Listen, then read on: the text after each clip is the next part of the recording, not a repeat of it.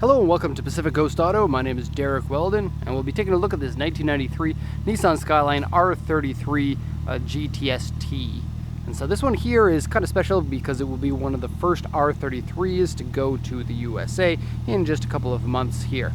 The R33 is cool because you can not import them to the USA yet until basically now. And so this is a lot of people's first look at what the R33 looks like. Okay, so what makes the R33, I guess, better than the 32 is you get a much better engine. The RB20 that's in the 32 is a good engine, but this one is an excellent engine. It's an RB25, and so you get an extra half a liter of displacement, but the engine is also reworked to have better breathing for your intake and your out, and so it handles modifications better, and it's just a lot faster in stock form. I personally owned an R33, and I very, very much like this engine. Okay, so for this video, I'm going to show you the engine, the oxygen sheet, the interior and the exterior of the vehicle, and just kind of show you the condition of it. And so first off, under the engine hood here, looks like we have some oil leaks on the inside here, right where the coils go. This is an RB20, RB25, RB26 common problem, and a pretty easy one to fix there. In terms of aftermarket parts, we have aftermarket air filter with some sort of a shrouding here. Strut tower brace, oil catch can. Ooh, gritty radiator cap. Okay, brake stopper here. This one helps you set the brake pedal feel and prevents the firewall from deforming when you hit the brakes super hard. And then there's also grounding kit, kind of annoying. Front mount intercooler, nice big one. And rivets. The struts here have been riveted in order to give the chassis more strength. And so the modifications to this car make it look like the vehicle was used for grip driving, which is kind of nice to see a car that's a rear-wheel drive Japanese sports car not used for drifting. I mean, it's possible that somebody was drifting these, but it has Advent tires on the back, and it has Michelin Pilot Sport 4s on the front, and usually you would only go for an expensive, grippy, high-end tire like that if you're not drifting. Plus the ones on the back are 2008, and so 10 years old, and they still have more than half of their life left on them. And I love the wheels on this. I think that they just fit the car so well. Okay, so oil and coolant. The oil looks really good. The coolant was a little bit low, about 500 milliliters low, and so you're going to want to check with that. There's no signs of any burning coolant or head gasket problems that I can see, and so I wouldn't worry too much about that. In 2015, the timing belt was changed at 107,505 kilometers, and the vehicle currently has 109, 125, and so in the last few years it hasn't really driven that much. Okay, and so people say the RB25 is not only better for modifying, faster right out of the box, but it's also more reliable than the RB20 is what I hear. And so I can attest to that. I owned the one, and it never had any problems, drove strong and nice all the time, and sounds great. It's just a fantastic engine. And the RB26, the one in that car, is a very good engine, but this one here is a lot simpler, and probably can get very close to the same amount of power out of them. Okay, so I'll come back and I'll talk about the styling in just a sec. I'm going to go over the auction sheet first and I'll translate this for you. So it says on here it's a 1994, but this was a bit of a sneak attack because it was actually made in 93 but wasn't registered until 94. So this might have been one of the first ones that was used by the dealer as a promotional car or something like that, and then not sold until several months after. I'm actually going to turn the engine off. First I'll let you hear what it sounds like, but it's really loud.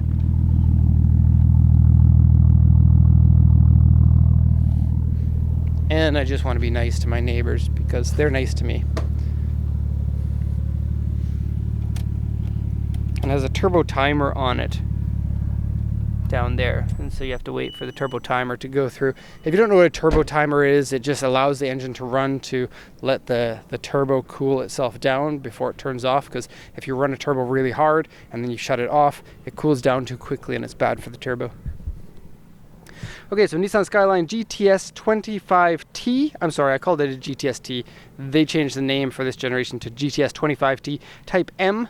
The Type M, in the earlier generations, it seems like it's only Type M's. The Type M's for this generation is not like most of them, I suppose, but you do get the better brakes, which you can't really see in there. Come on, camera. I know it's a dark day, but you can do it.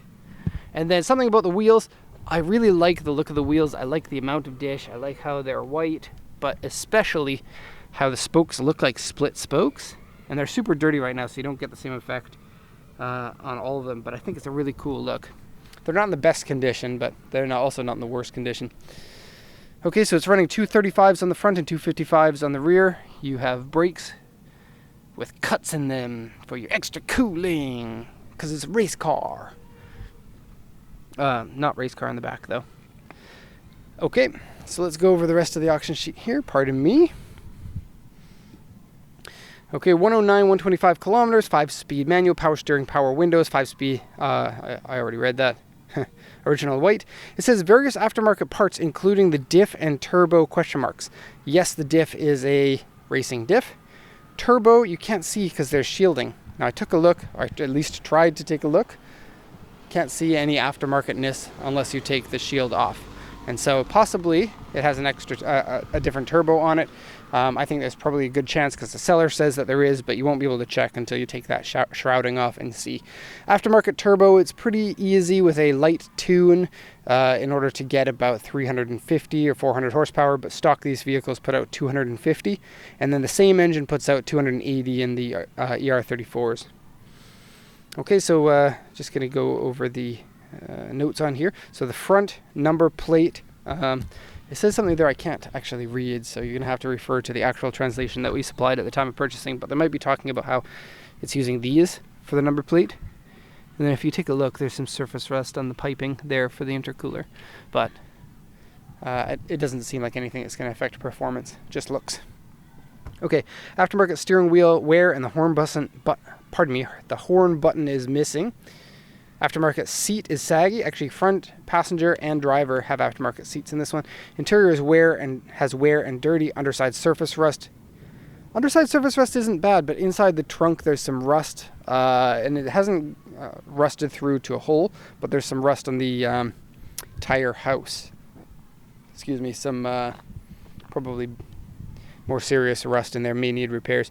Various scratches and dents. Aftermarket wheel is scratched. And then looking at the body here, we have super large scratches here, large scratch here, large scratch and dent here, paint cracks here, tape on the back, fade on the hood, rock chip on the windshield, and what does that say? It's a bad print, isn't it? Can't read that. Okay, so that looks like a lot of damage. The vehicle actually doesn't have that much damage. There is front and rear bumpers are not very good, and then the back corner has a large dent, and I'll show you once we get around. Okay, aftermarket hood has extra ducts in it. I guess I'll show more of that in a sec. But the body's really not that bad. It looks like it drastically needs a polish to make the paint look better, and it needs a few things here or there. But in general, it's not that bad. And you do have to watch out for the R33s because for a very long time these were super cheap cars, and now they're getting more expensive again. And so that means that you're buying from a pool of cars that may not have been taken care of very well. And the R32s have the same problem. The GTRs not so much, because the GTRs have always been the baby car for people. Like, I'm going to take care of my baby. And then people are like, ooh, I'm going to slap on modifications and go race my 33. Okay, so let's look at details. Front bumper there is a, I believe it's a stock front bumper that's been modified in order to look more like an aftermarket one. Nice big intercooler. Hood pins, ducted hood, and then, ooh, Canadian Tire Special. You Canadians know what I'm talking about. So extra ducts to the back. The hood condition looks to be good, but the paint's bad. So you can see the paint fade, and if you look carefully, there's a number of cracks in the resin. And so the best thing you can do in a situation like this is repaint it the same color as the car, or repaint it black. And if you repaint it, you can usually still see some of the weave in it. Okay, the car's super low, and so it actually rubs when you turn, but I think it looks good when it's low like that. My first car in Japan was a 33. So side panels are good. Paint has lots of contamination in it. Here's the AU3, so big dent underneath this plastic piece and a little bit of rust up there. Okay. Cracks in the back bumper. I'm actually going to turn the taillights on because 33 taillights look really nice.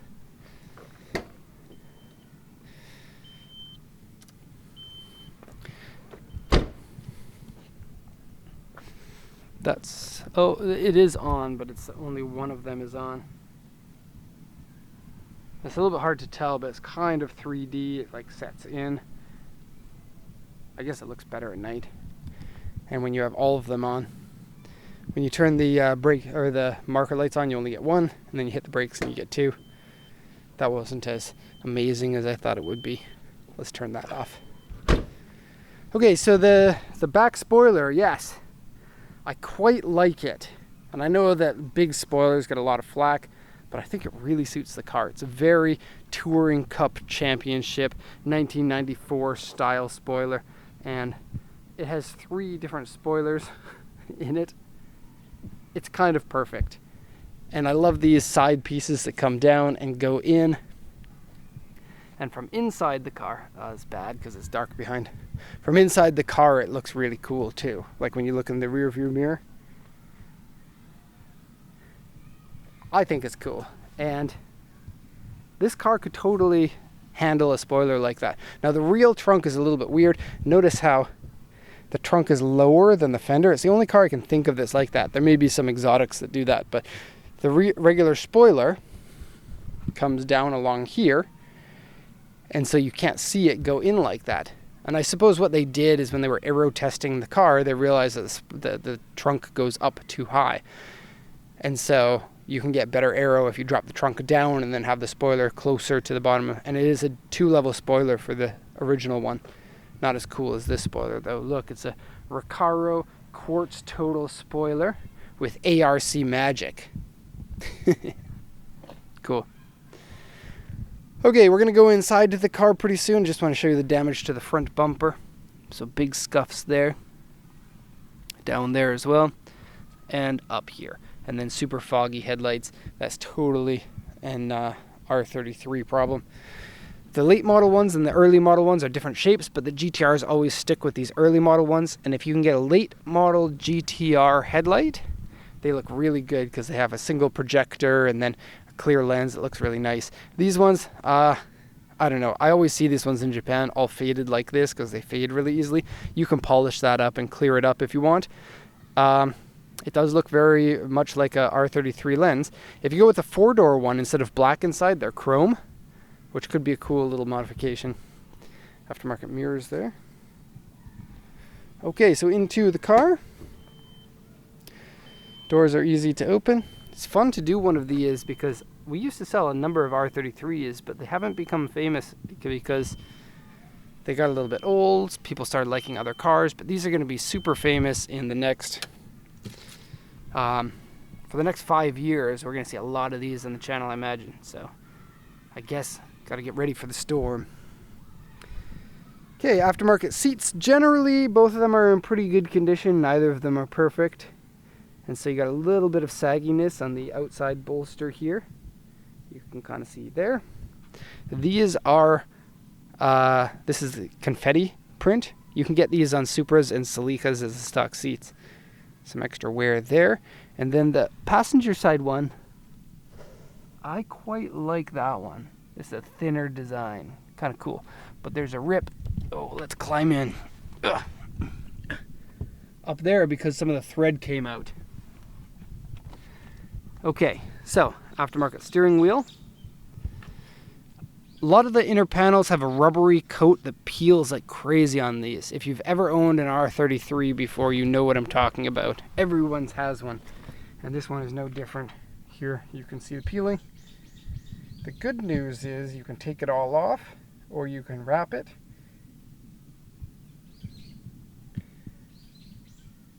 Okay. So let's talk about things. Power steering feels great, brakes feel great, throttle feels great. Basically everything mechanically feels very good. You have this multimeter here that shows you like your water temp, and it shows you something else that I can't remember. I think you can program it to set different things in there. A big boost gauge on there. Okay. Aftermarket dual DIN CD player. AC works nice and strong. Missing the cigarette lighter. Some sort of epoxy was used to repair that. The shift knob, when it comes with no shift knob like this, it usually means that the auction is going to send it to us in the documents, and then we'll send it to you as well. It's an anti-theft measure. This is badly ripped, but that's an easy fix. This is badly ripped, but that's an easy fix. This one here is supposed to slot in there. It's supposed to have two pieces. And you put this style for a 355 ml can, and this style for 250 ml can, but it's missing one of the pieces.